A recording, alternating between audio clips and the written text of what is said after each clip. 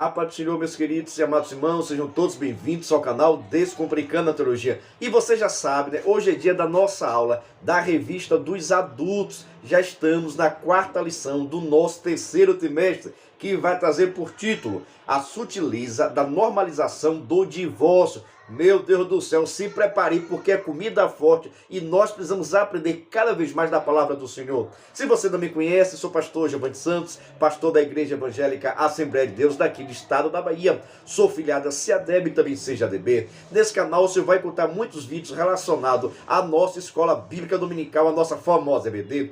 Toda semana nós estamos postando vídeo aula com relação à lição de adultos, jovens, juvenis, adolescentes e pré-adolescentes. E se você é aquele professor que ama dinâmica, pode ficar despreocupado. De todas essas revistas, nós também estamos postando dinâmica, viu? Se você gosta de dinâmica, por gentileza, deixa aqui nos comentários, #amo dinâmica, que eu vou deixar para o Senhor todo especial, tá bom? Mas sem demora nenhuma, vamos para a nossa aula, que está sensacional. Textuário nos diz, assim não são mais dois, mas uma só carne. Portanto, o que Deus ajuntou, não separe o homem. Mateus capítulo 19, versículo 6. Deixo bastante claro quem disse essas palavras. Esse versículo foi dito por Jesus Cristo de Nazaré. Veja a sua importância que tem. Vou ler de novo. Assim não são mais dois, mas uma só carne. Portanto, que Deus ajuntou, não separe o homem. Nós devemos primar pelo casamento e jamais pelo divórcio. O projeto de Deus na vida do ser humano e para o casamento deve continuar sendo o mesmo.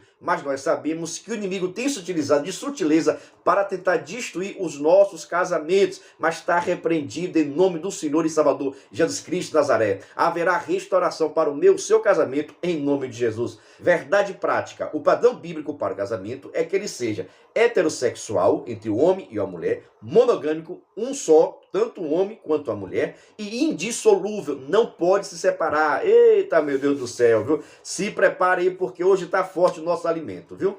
Vamos agora para os objetivos da nossa lição, tá bom? Se você é professor, sabe muito bem que o objetivo é aquilo que você deve alcançar após ter ministrado essa aula. Em outras palavras, é o que o seu aluno precisa aprender. Veja só, primeiro objetivo, expor o divórcio no contexto bíblico. Terceiro objetivo, pontuar os aspectos legal e moral do divórcio.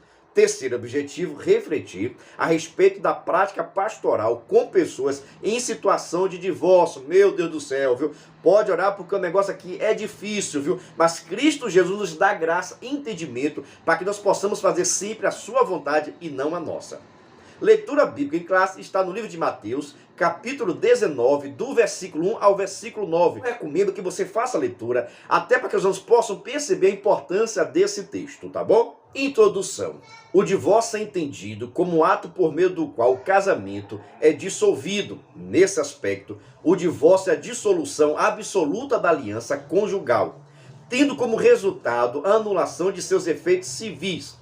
Dependendo da cultura, dos pressupostos religiosos praticados e da motivação que levou à ruptura do casamento, a prática do divórcio pode permitir aos cônjuges contrair um novo casamento ou não, devido à tendência contemporânea de vulgarização do divórcio, tornando banal e normal. A presente lição tomará como padrão aquilo que as Escrituras Sagradas ensinam sobre esse assunto. Também se orientará por aquilo que o nosso documento confessional, a declaração de fé, ensina orienta sobre o divórcio.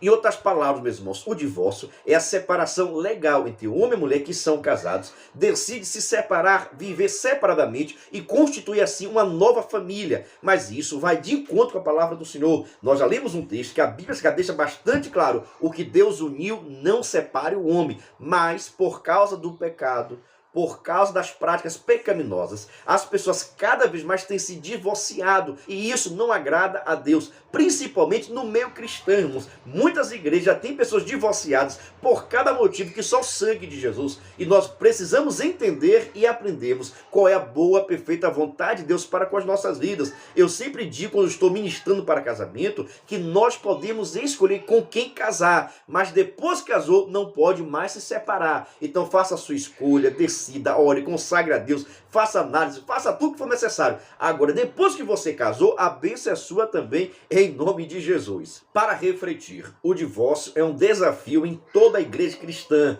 Mais desafiador ainda é não banalizar a prática do divórcio e ao mesmo tempo cuidar de maneira evangélica das pessoas que sofreram com o divórcio. Meu Deus do céu, está andando no caminho certo, naquela linha bastante fina. Nós não podemos banalizar, mas também não podemos desprezar ninguém, porque o evangelho de Cristo é amor. Então precisamos ter bastante sabedoria para não banalizar, até porque é uma prática pecaminosa e isso afeta diretamente a salvação. Mas o amor de Cristo também tem que estar em nosso coração. Vamos agora para o nosso primeiro tópico, tá bom? O divórcio no contexto bíblico. O divórcio no contexto do Antigo Testamento e o divórcio no contexto do Novo Testamento, que tem bastante diferença, viu? Nós precisamos entender cada contexto para se tirar as nossas conclusões, tanto do Novo quanto também no Velho Testamento, e principalmente para os dias de hoje, como deve ser o nosso comportamento diante dessas situações. O item 1, o divórcio no contexto do Antigo Testamento. Na Antiga Aliança, o plano de Deus para a raça humana é que o casamento fosse monogâmico e vitalício. Gênesis capítulo 1, versículo 27 e 28 e Gênesis capítulo 2, versículo 22 ao 25. O profeta Miquias afirmou que Deus odeia o divórcio. Malaquias capítulo 2, versículo de número 16. Contudo, em certos casos, o divórcio era previsto e em outros aparece como uma permissão. Deuteronômio capítulo 24, versículo 1 a 4.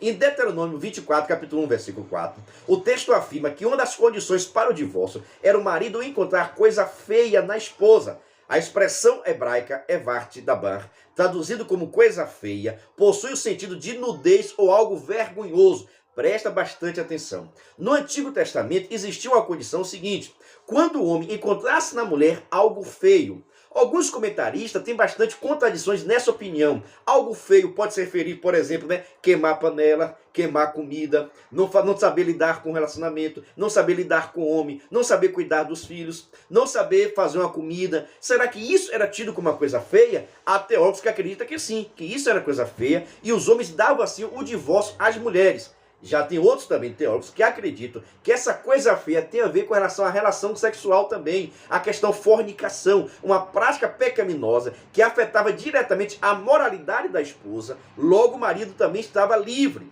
Então não há um consenso com relação ao que seria essa coisa feia descrito no livro de Deuteronômio. Ou seja, o homem poderia dar o divórcio à mulher quando encontrasse alguma coisa feia nela. Meu Deus do céu, viu? Se isso fosse no tempo de hoje, só o sangue de Jesus, viu? Vamos dar continuidade aqui. Ainda com relação ao tópico 1, o divórcio no contexto do Antigo Testamento, o texto não especifica o que significa essa expressão. Isso deu margem para uma série de debates pelas escolas rabínicas, que interpretavam de diferentes modos. No entanto, fica bastante claro que não se trata do adultério, que no tempo de Moisés era punido com a morte. Deuteronômio capítulo 22, versículo 22. Ou seja, não era dado o divórcio pela questão do adultério, porque quem cometia adultério deveria ser apedrejado. Veja só que situação. Quem cometia adultério deveria ser apedrejado. Essa coisa feia, referindo no livro de Deuteronômio, era uma outra coisa que nós não podemos definir se tem a ver com questões sexuais ou se tem a ver com gostar da esposa, achou algum defeito nela físico e assim poderia também dar divórcio. Existe esse questionamento, mas não há base nem para uma coisa nem para outra. Mas veja só, fica claro também que após o divórcio a mulher poderia se casar com outro homem e que nesse caso ela não estaria cometendo adultério. Em outras palavras, em tal circunstância, o seu segundo casamento era legítimo, mas seu primeiro marido, de quem estava divorciada, não poderia casar-se novamente com ela. Veja só, no Antigo Testamento, o homem poderia se separar da mulher quando encontrasse alguma coisa feia. Essa coisa feia não era adultério, porque se a mulher fosse pega adultério, deveria ser apedrejada. Essa coisa feia pode ser um comportamento sexual, ou alguma coisa física nela, algum defeito que o marido não gostasse, acabava dando divórcio a esta mulher. Mas a mulher que estava divorciada, ela poderia casar novamente, que não estava pecando, beleza? Se o homem deu divórcio, a mulher poderia muito bem casar-se novamente, que não estaria em pecado. Deu para você entender? O item 2, o divórcio no contexto do Novo Testamento. No texto de Mateus capítulo 19, Jesus mostra que o plano original de Deus é que o casamento dure para toda a vida. Mateus capítulo 19, versículo 4 ao versículo 6. Ele também rejeita todas as outras razões ou motivos pelos quais os fariseus estavam assim dizendo que poderia. Mateus capítulo 19, versículo 7 a 9. Para justificar o fim do casamento, inclusive a coisa feia, citada na lei de Moisés, ou coisa indecente, Deuteronômio capítulo 24, do 1 ao 4. De acordo com Jesus, o único motivo que justifica a separação é quando um dos cônjuges pratica relações sexuais fora do casamento, é o que nós vamos chamar de adultério. Veja só, meus irmãos, está bastante claro que no Novo Testamento, Jesus Cristo diz que só é permitido, não é que Deus gosta ou que Deus aprova, mas só é permitido o divórcio quando um dos cônjuges acaba traindo, acaba adulterando, tendo relação sexual com outra pessoa fora do casamento. Essa pessoa que está adulterando, ela agora fica em pecado contra Deus. Já a pessoa que foi traída, ela tem permissão para divorciar e não vai estar pecando contra o Senhor. E isso, fique bastante atento. A pessoa que está pecando, que adulterou, ela está em pecado contra Deus e vai precisar conversar com Deus para resolver. Amém? Já a pessoa que foi traída, ela pode agora se divorciar e não estará pecando contra Deus. Amém? Dê para você entender esse contexto? Por isso, meus irmãos, que na declaração de fé das Assembleias de Deus, reconhece a legitimidade de um novo casamento quando o motivo do fim do primeiro casamento foi o adultério. No contexto das cartas de Paulo, o casamento também é para a vida toda. Contudo, o apóstolo trata de outras situações não contempladas no Evangelho. Escrevendo aos Coríntios, Paulo se refere ao casamento entre cristãos e o casamento misto, quando o crente era convertido ao Evangelho e outro não. No caso de crentes, Paulo diz que se o casal vem se separar, que não se case de novo ou que venha se reconciliar. 1 Coríntios capítulo 7, versículo 10 ao versículo 11. No caso de casamentos mistos, entre pessoas crente com descrente, Paulo diz que se o cônjuge descrente abandonasse a sua esposa, esta não estaria sujeita à servidão. 1 Coríntios capítulo 7, versículo 15. A maioria dos intérpretes entende que essa expressão não está sujeita à escravidão, significa que o cônjuge crente que foi abandonado está livre para se casar novamente. Esse entendimento é seguido pela declaração de fé das Assembleias de Deus. Contudo, somente no caso de o abandono partir do cônjuge não crente. Ou seja, irmãos, Paulo começa a tratar agora de situações que o Evangelho não menciona. Por exemplo, presta bem atenção. Se dois crentes conhecem a palavra do Senhor, quiser separar, pode separar? Pode separar, mas que não casem mais com ninguém, ou que venham se reconciliar. Dê para você ver? Paulo deixa bastante claro à igreja de Coríntios. Vocês são crentes, conhecedor da palavra de Deus. Então vocês agora não podem divorciar. E caso queira se divorciar, você pode se apartar, se separar. Mas, no entanto, você não casa com ninguém e ela também não casa com ninguém. Vocês vão ficar solteiros para a vida toda. Amém? Ou, se quiser, venha pedir paz um com o outro e pode se reconciliar novamente. Esse ensinamento da Sagrada Escritura dada por Paulo à igreja de Coríntios. Mas quando um crente estiver casado com um descrente, e o descrente quiser abandonar, quiser ir embora, o descrente pode ir embora, e esse irmão não está obrigado à servidão, até porque quem foi embora foi o descrente que abandonou a irmã ou irmão. Por isso, essa irmã agora está livre da servidão. Deu para você entender? Mas essa atitude de largar o irmão não pode ser tomada pelo crente, mas somente pelo descrente. É duro, viu? Vamos para o nosso tópico 2, a sutileza na normalização do divórcio. No item 1, o divórcio no seu aspecto legal. O item 2, o divórcio no seu aspecto moral. Veja só, irmãos, o divórcio no seu aspecto legal. A legislação brasileira já foi muito mais rígida com respeito ao divórcio. Contudo, nas últimas décadas, as razões que justificam o divórcio podem ser variadas. A partir da Constituição de 1988, passou a permitir o divórcio por várias razões e a pessoa pode casar quantas vezes quiser. No aspecto legal da legislação brasileira, é muito fácil alguém divorciar e se casar novamente. Veja só, irmãos, a lei brasileira permite o divórcio por qualquer coisa e pode a pessoa casar quantas vezes quiser. Isso com relação a você enquanto cidadão. Mas você deve entender e compreender que nós moramos aqui neste mundo, mas nós não somos cidadãos desse mundo. Logo, nós não podemos viver segundo o rito deste mundo, as leis deste mundo. Nós precisamos seguir o padrão de Deus. Por isso que no tópico 2 eu mencionar o seguinte. Vamos para o nosso item 2, o divórcio no aspecto moral. Além do aspecto legal do divórcio, como cristão, necessitamos saber do seu aspecto moral. Para um descrente, qualquer razão ou motivo justifica a prática do divórcio e um novo casamento. Deuteronômio capítulo 24, versículo 1. Porque essa era a prática do Velho Testamento. Mas o cristão, aquele que conhece a Deus, precisa perguntar, mas isso é moral? O Estado garante o seu aspecto legal, contudo, as Escrituras definem como aspecto moral. Mateus capítulo 19, versículo 4, em outras palavras, continua sendo pecado. Mesmo as leis brasileiras permitindo o divórcio, o cristão deve entender que isso não é moral e não agrada o Senhor. Logo, torna-se em pecado a questão do divórcio. trocar a esposa por uma mais jovem ou abandonar o marido por um homem mais rico ou famoso são práticas normais no mundo e que conta com amparo legal do Estado. Contudo, isso não é moral para o cristão. O crente pode fazer isso? No caso de pastores, além do aspecto legal, deve-se levar em conta, sobretudo, o aspecto moral do divórcio. Malaquias capítulo 2, versículo 15. Alguns se divorciam, mas nunca deveriam ter feito isso. Malaquias capítulo 2, versículo 16. Há um preço muito alto para se pagar. Aqueles que se arriscaram a desobedecer a palavra de Deus, forçadamente terminando assim se machucando. Veja só, irmãos, a lei pode permitir. A lei não vai proibir você divorciar. Muito pelo contrário, ela permite você divorciar. Mas você, como cristão, deve entender que é uma prática pecaminosa e não agrada a Deus. E nós estamos aqui nesta terra para fazer a vontade do Senhor. Então, pastor, a lei permite. Mesmo a lei permitindo, eu não posso fazer? Verdade. Por quê? Porque você deve seguir o que está escrito na Bíblia Sagrada. E a Bíblia Sagrada diz que a prática do divórcio, ela é pecadora e não agrada o Senhor. Somente é permitido por questão de adultério, ou seja, só é permitido quando um dos crentes acaba traindo. O traidor, ele continua no pecado, mas a pessoa que foi traída, ela pode se divorciar e nós acreditamos que pode casar novamente, que assim não estará pecando contra Deus. Claro, se ela puder perdoar, é melhor ainda, mas se não puder perdoar, pode divorciar e casar novamente. Vamos agora para o nosso terceiro tópico, tá bom? O divórcio e a prática pastoral. Meu Deus do céu, é muito forte, viu? Item 1, a pessoa do divorciado. O item 2, o divorciado como cristão. Mas antes de nós falarmos sobre esse tema, deixa eu lhe fazer um convite todo especial. Venha ser membro do canal Descomplicando a Teologia.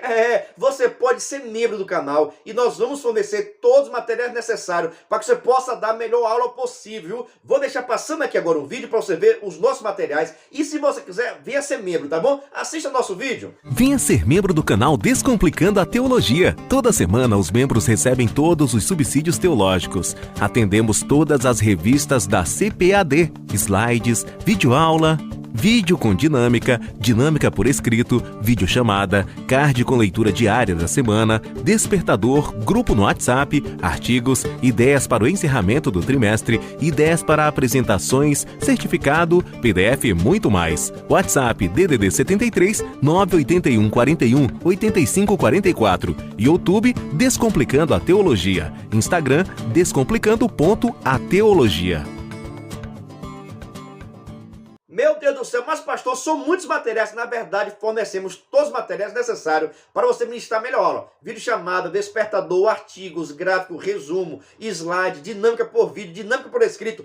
Tudo que você precisa nós estamos enviando para você, tá bom? Mas no entanto, as pessoas que são membros nos ajudam com valor por mês. Mas pode ficar despreocupado que é bastante barato. É praticamente a Coca-Cola do mês, tá bom? Se você quiser receber todos os nossos materiais, nós temos um grupo VIP, tá bom? Eu vou deixar aqui na descrição desse vídeo um link para que você possa estar no grupo de informações. Quando você entrar no grupo de informações, eu vou lhe chamar e tirar suas dúvidas, tá bom? Para facilitar a sua vida, vou deixar aqui meu WhatsApp. Se você quiser ser membro, me chame no WhatsApp, que eu vou tirar suas dúvidas. Posso lhe enviar alguns materiais para você conhecer, tá bom? Venha ser membro do canal Descomplicando a Teologia e receba todo o nosso suporte. Vamos dar continuidade agora ao nosso terceiro tópico, o item 1, tá bom? Só, meus irmãos, o item 1, a pessoa do divorciado. Meu Deus do céu, irmãos. A pessoa que já foi divorciada sabe muito bem a luta que tem, o sofrimento que tem, a tribulação que tem, a dor que tem. Até porque, irmãos, o divórcio traz muitos traumas, muitas preocupações, muitas perdas. E tem pessoas, irmãos, que precisam até de amparo psicológico para que possa assim, suportar esse momento. Sem falar, irmãos, da grande rejeição que terá na igreja, terá na sociedade, terá em família. E nessas pessoas, irmãos, também precisam de apoio espiritual. Enquanto pastores, irmãos, nós precisamos estar auxiliando e levando sempre a palavra de Deus e mostrando qual o caminho correto. Mas vocês sabem também que é muito difícil tomar as decisões. Por isso, irmão, nós precisamos estar orando, nós precisamos estar consagrando nossa vida, nós precisamos estar vigilantes para que isso não aconteça conosco, viu? Olha, a pessoa do divorciado continua sendo um ser humano e Deus continua amando essa pessoa. Não estou falando com relação à salvação, até porque nós não podemos julgar quem vai ser salvo e quem não vai ser salvo. Só estou deixando bastante claro que as pessoas que são divorciadas passa por muitos traumas, muitos problemas psicológicos, emocionais e precisa do nosso apoio. Deu para você pegar aí? Item B, o divorciado como cristão. Meus irmãos, Todos nós sabemos o seguinte, irmãos. Hoje, praticamente, é difícil ter uma igreja que não tem pessoas que são divorciadas. Na sua igreja, eu creio que tem também. Mas, pastor, e essas pessoas vão para o inferno? Essas pessoas vão para o céu? Irmãos, essa questão de salvação não nos compete. Tá, ok? Deixo bastante claro. Agora, essas pessoas que pecaram contra o Senhor, pecaram contra o Senhor. Até porque o divórcio só é permitido através de prostituição, através de adultério. Quando uma das partes faz isso, o outro está liberado. Mas o outro traidor não está liberado para casar mais. Mas veja só o seguinte, irmãos. Nós sabemos que o ser humano é pecador. Quem é que não tem pecado? Todos nós temos pecado. E não existe pecado maior, pecado menor, pecado menos importante, mais importante.